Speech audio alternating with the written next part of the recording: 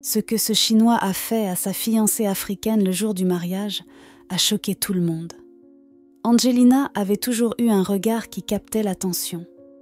Pas seulement parce qu'elle était belle, mais parce qu'on sentait en elle une sorte de douceur mêlée à une force tranquille. Venue d'Afrique pour poursuivre ses études en Chine, elle ne s'attendait pas à ce que sa vie bascule aussi vite. C'est dans une ville rurale, bien loin des grandes métropoles chinoises, qu'elle avait rencontré Jinto. Un homme réservé, les traits marqués par les années et le travail de la terre. Il n'était ni élégant ni jeune, mais il semblait sincèrement fasciné par elle. Et contre toute attente, Angelina s'était laissée approcher. Au fil des mois, une relation s'était installée entre eux. D'abord discrète, presque invisible, puis publique, les regards étonnés dans les rues, les commentaires parfois hostiles en ligne. Rien n'avait semblé freiner Jinto. Il parlait déjà de mariage, de famille, d'avenir. Trop tôt, disaient certains. Trop intense, pensaient d'autres. Ce que personne ne savait, c'est qu'en privé, des tensions couvaient. Jinto fumait beaucoup. Angelina détestait cela. Plusieurs fois, elle lui avait demandé d'arrêter. Plusieurs fois, il avait promis. Et puis recommencer. Un jour avant le mariage, tout a éclaté. Selon le frère de Jinto, une dispute aurait éclaté entre eux. Une violente altercation, au point qu'Angelina l'aurait griffé au visage. Le frère ne donne pas de détails. Il ne dit pas si Jinto avait levé la main. Il ne dit pas non plus ce qui avait déclenché la scène, juste qu'il y avait eu un malentendu. Mais ceux qui connaissent un peu mieux Angelina savent qu'elle n'est pas du genre à se battre. Si elle a levé la main, c'était probablement pour se défendre. Le lendemain, jour du mariage, une vidéo publiée sur les réseaux sociaux a déclenché une onde de choc. Angelina, assise seule dans une pièce, vêtue d'un costume traditionnel chinois, le visage fermé, les yeux tristes, et surtout, aux pieds, les mêmes baskets usées qu'elle portait la veille. Pas de chaussures élégantes, pas de maquillage de fête, juste une jeune femme qui semblait totalement absente, comme figée dans un rêve qu'elle n'avait pas choisi. Ce simple détail, ces baskets aux pieds d'une mariée, a bouleversé Internet. Beaucoup y ont vu un signe évident. Angelina ne savait pas qu'elle allait se marier. Certains ont même affirmé qu'elle avait été piégée, emmenée de force, habillée à la hâte et poussée dans cette cérémonie sans réel consentement. D'autres, plus modérés, ont suggéré qu'après la dispute de la veille, elle avait simplement perdu le cœur à la fête. Mais ce n'était que le début. Car pendant la cérémonie, devant tous les invités, Jinto allait poser un geste que personne n'oublierait jamais. Les invités étaient là, assis en rang, les yeux rivés sur le couple. L'ambiance était étrange, presque étouffante. Certains souriaient poliment, d'autres échangeaient des regards mal à l'aise. Sur les réseaux sociaux, des extraits en direct circulaient déjà. Mais personne ne s'attendait à ce qui allait suivre. Angelina avançait lentement, toujours dans ses baskets. À ses côtés, Jinto arborait un large sourire, un sourire qui contrastait violemment avec l'absence totale d'expression sur le visage de sa fiancée. On aurait dit deux personnes vivant deux réalités opposées. Puis, au moment des vœux, lorsque tous s'attendaient à des paroles d'amour ou de promesses solennelles, Jinto s'est tourné vers elle et lui a crié dessus, devant tout le monde. Une vidéo captée discrètement montre ce moment troublant. Il ne l'a pas frappée, non, mais son ton était sec, autoritaire, humiliant. On n'entend pas tout, mais son visage crispé et les regards gênés des témoins en disent long. Angelina, elle, est restée figée. Une larme a coulé. Juste une. Elle n'a pas répondu. Elle n'a même pas détourné les yeux. À ce moment précis, le monde entier l'a vue et l'a sentie brisée. Le geste de Jinto, ce cri public, cette manière de l'exposer, a choqué des millions de personnes. Des internautes ont exprimé leur colère.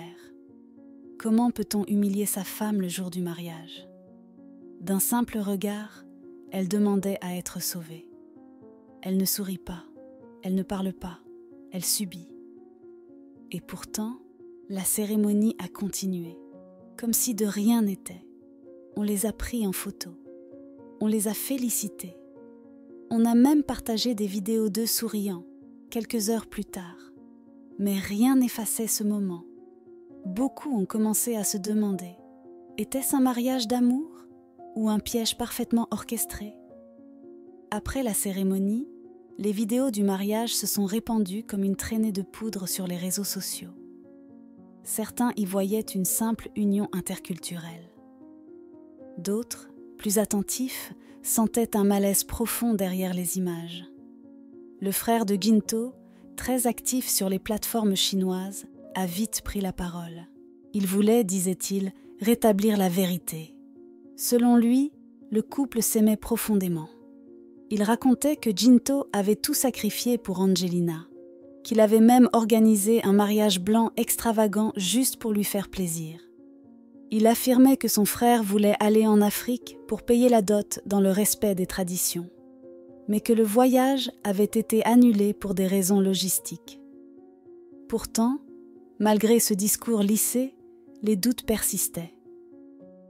Pourquoi Angelina semblait-elle si distante? Pourquoi ce cri pendant la cérémonie? Pourquoi les vidéos prises après le mariage montraient-elles un Jinto tout sourire et une Angelina si silencieuse, presque absente? Une autre rumeur encore plus troublante a commencé à circuler. Certains prétendaient que Jinto avait échangé des vaches contre la main d'Angelina. Une histoire invérifiable qui a indigné des milliers d'Africains sur les réseaux. « Nous ne sommes pas à vendre », pouvait-on lire en commentaire. « Ce n'est pas une dot, c'est de l'humiliation », disaient d'autres. Mais d'autres voix, plus nuancées, ont tenté d'expliquer. Dans certaines cultures, offrir du bétail en guise de dot est une tradition d'honneur, pas une transaction. Le problème, c'est qu'aucune source fiable n'a jamais confirmé cette histoire. Et cette confusion culturelle n'a fait qu'aggraver les tensions. Alors, qu'en est-il vraiment? Est-ce que Jinto a aimé Angelina? Peut-être. Est-ce qu'il l'a respectée? Là est toute la question. Car l'amour sans respect, ce n'est pas de l'amour, c'est une prison. Depuis ce fameux mariage, Angelina et Jinto sont devenus malgré eux l'un des couples les plus commentés sur les réseaux sociaux, à la croisée de deux mondes, celui de l'amour idéalisé et celui des doutes silencieux. Le frère de Jinto continue de publier régulièrement des vidéos. On y voit le couple sourire, cuisiner, se promener. Des scènes de vie simples, presque banales, mais qui semblent toujours mises en scène, trop parfaites, trop lisses. Les internautes restent divisés. Certains y voient un couple sincère, qui tente de construire quelque chose malgré les obstacles culturels, les critiques et les rumeurs. D'autres affirment que tout est faux, que tout est filmé pour faire taire les soupçons, que derrière les caméras, Angelina n'est qu'une ombre. Elle, justement, parle peu, trop peu. Jamais une interview, jamais une prise de parole claire, pas même un simple message personnel sur ses réseaux. Son silence dérange, il inquiète, il laisse place à toutes les hypothèses. Ce mariage est devenu un symbole. Pour certains, un exemple d'ouverture culturelle. Pour d'autres, un avertissement cruel sur les risques d'un amour déséquilibré. Et au fond, une seule question demeure, brûlante, douloureuse, irrésolue. Angelina a-t-elle vraiment choisi cette vie? Peut-être, ou peut-être pas. Mais ce qui est certain, c'est que ce geste, ce cri lancé par Jinto le jour de leur union, résonne encore, comme une alarme, comme un appel à ne jamais fermer les yeux sur ce que les sourires peuvent parfois cacher.